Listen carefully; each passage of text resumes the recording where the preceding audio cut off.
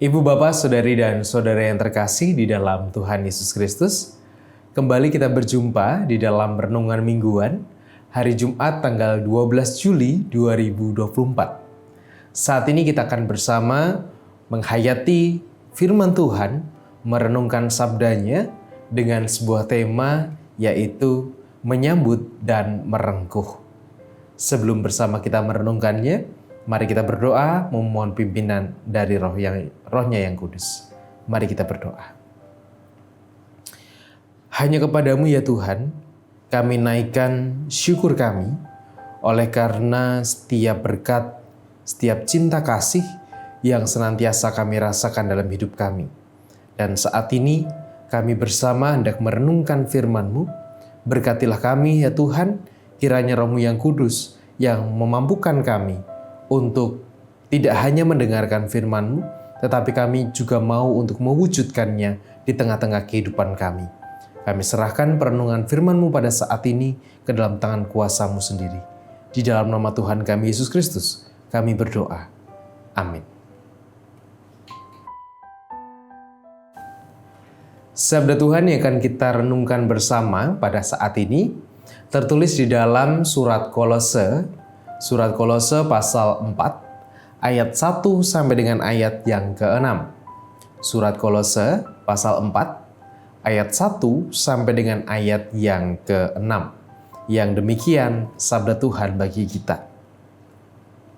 Hai tuan-tuan, berlakulah adil dan jujur terhadap hamba-Mu.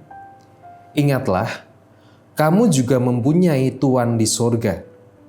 Bertekunlah dalam doa, dan dalam pada itu berjaga-jagalah sambil mengucap syukur. Berdoa jugalah untuk kami, supaya Allah membuka pintu untuk pemberitaan kami, sehingga kami dapat berbicara tentang rahasia Kristus yang karenanya aku dipenjarakan. Dengan demikian aku dapat mengatakannya sebagaimana seharusnya. Hiduplah dengan penuh hikmat terhadap orang-orang luar. Pergunakanlah waktu yang ada. Hendaklah kata-katamu senantiasa penuh kasih. Jangan hambar, sehingga kamu tahu bagaimana kamu harus memberi jawab kepada setiap orang. Demikianlah bacaan sabda Tuhan. Yang berbahagia ialah mereka yang mendengarkannya dan merenungkannya. Haleluya. Amin. Relasi seorang hamba dan tuan, seperti yang kita ketahui ya, ketika seorang bos punya bawahan gitu ya, punya anak buah, maka sudah hal yang wajar ketika seorang bos itu memerintah atau menyuruh anak buahnya untuk melakukan berbagai hal, berbagai pekerjaan sesuai dengan job desk atau sesuai dengan kontrak yang sudah disepakati oleh kedua belah pihak antara tuan dan juga hamba, atau antara bos dan juga karyawannya atau anak buahnya atau bawahannya. Itu sesuatu yang wajar, sesuatu yang tidak ada salahnya ketika itu terjadi. Tetapi menjadi persoalan ketika sudah ada kontrak kerja, sudah ada kemudian job desk-nya, tetapi seorang tuan melakukan hal semena-mena terhadap hambanya. Atau ketika seorang tuan memperlakukan hambanya, memperlakukan anak buahnya dengan seenaknya sendiri.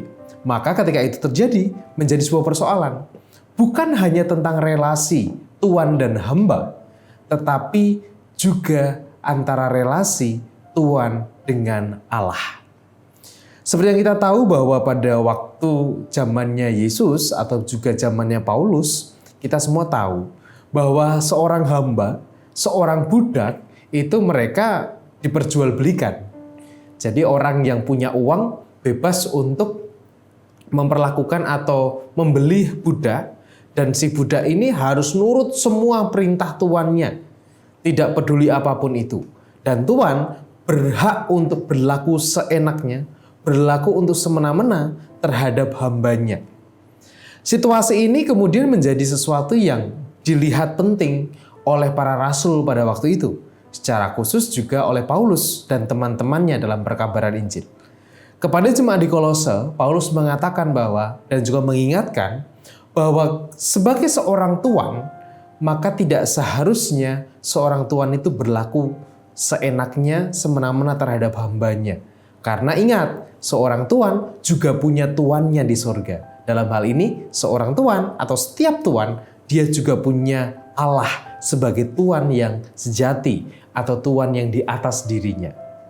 Nah, ibu bapak dan saudara-saudari yang terkasih dalam Tuhan, dalam teks yang kita baca saat ini, pesan Paulus terhadap para tuan untuk memperlakukan hambanya dengan lebih manusiawi, memperlakukan orang lain dengan lebih manusiawi, menjadi pesan yang sangat penting, menjadi pesan yang sentral. Bahkan juga ketika Paulus mengatakan di ayat yang kelima, hiduplah dengan penuh hikmat terhadap orang-orang luar, pergunakanlah waktu yang ada. Hiduplah dengan penuh hikmat terhadap orang-orang luar. Orang-orang luar yang dimaksud di sini adalah dalam tanda petik hamba-hambanya. Karena hamba-hamba itu adalah bukan dari keluarganya, tetapi dari orang luar yang dibeli. Nah, di sini mau dikatakan bahwa kepada siapapun, bahkan tidak hanya hamba, tetapi juga orang-orang di luar diri kita, memperlakukan mereka dengan penuh hikmat menjadi tugas atau menjadi hal prinsip yang harusnya kita pegang dan kita lakukan sebagai pengikut Kristus.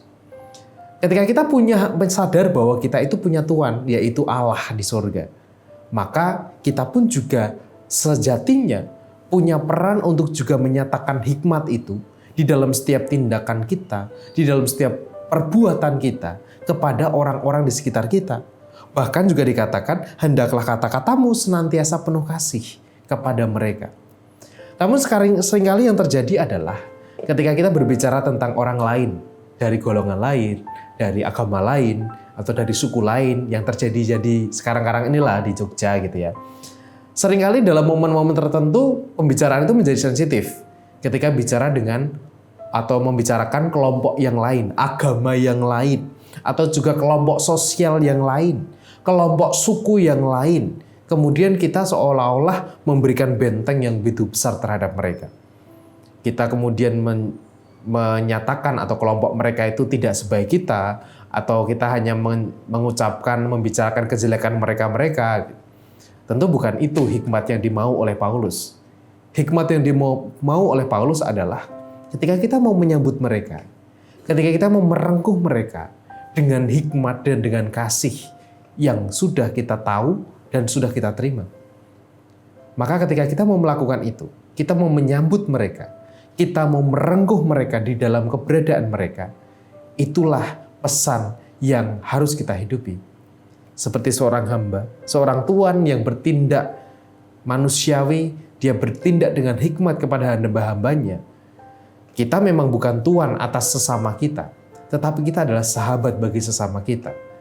Jikalau seorang tuan saja bisa bertindak dengan hikmat kepada hambanya, kenapa seorang sahabat tidak bisa menyatakan hikmat juga kepada sahabat yang lain, kendati pun mereka bukan dari golongan kita, ataupun tidak sama seperti idealisme kita, atau mereka berbeda pemikiran dengan kita.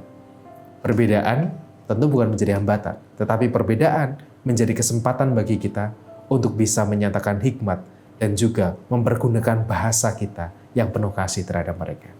Tuhan memberkati. Amin.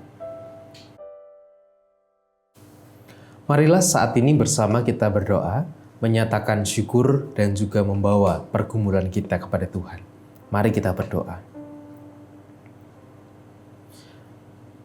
Ya Bapa, Allah yang penuh kasih, Allah yang mengajarkan kami tentang keramahan, Allah yang mengajarkan kami tentang nilai kemanusiaan, Allah juga yang mengajarkan kami tentang bagaimana kami harus mau merengkuh orang-orang di sekitar kami, bahkan orang yang dalam tanda kutip sebagai orang luar diri kami.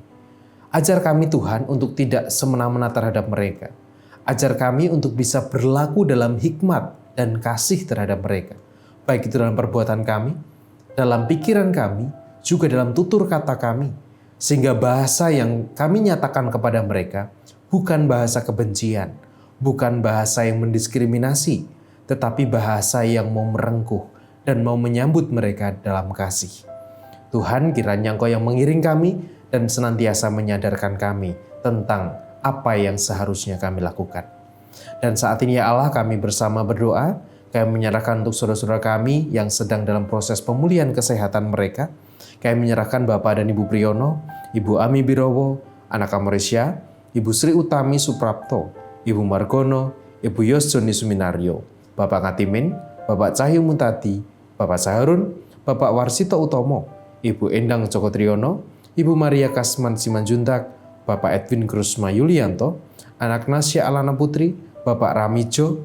Demikian juga untuk orang tua kami menyerahkan Ibu Sarno, Ibu Tugira Sariman, Ibu Rosmiati Suhardi, Ibu Morjangkung, Ibu Endang Karno, Ibu Kun Mariatin Subardi, Bapak Sadal Paulus, Bapak Christian Dauriwu, Bapak Elias Sariman, Bapak dan Ibu Sunarto Saputro, Ibu Sarti Budi Santoso, Ibu Mardi Utomo, Ibu Edmartini Rosti, Bapak Suprapto, Ibu Sri Suwarsi Rahayu, dan juga orang tua kami yang lain.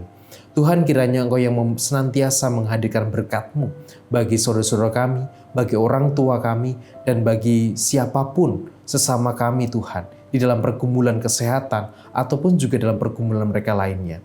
Tuhan, kiranya Engkau yang senantiasa mendekap mereka, dan biarlah pertolongan yang dari-Mu boleh senantiasa dirasakan oleh saudara-saudara kami dan juga oleh orang tua kami ini Bapa. Kami menyerahkan mereka Tuhan ke dalam tangan kuasa Tuhan. Dan kami juga berdoa untuk saudara-saudara kami dimanapun mereka berada dalam segala pergumulan mereka. Kiranya Engkau pun yang juga berkenan menguatkan mereka, menolong mereka, supaya mereka tetap teguh berpegang pada Engkau Bapa. Dan mereka senantiasa mengandalkan Tuhan di dalam pergumulan yang mereka hadapi. Karena kami tahu Tuhan, tidak ada pergumulan yang tidak dapat kami selesaikan ketika kami mau bersandar dan juga memohon pertolongan dari Engkau. Kami menyerahkan Tuhan, doa dan syukur kami ini yang kami pinta di dalam nama Tuhan kami, Yesus Kristus. Amin.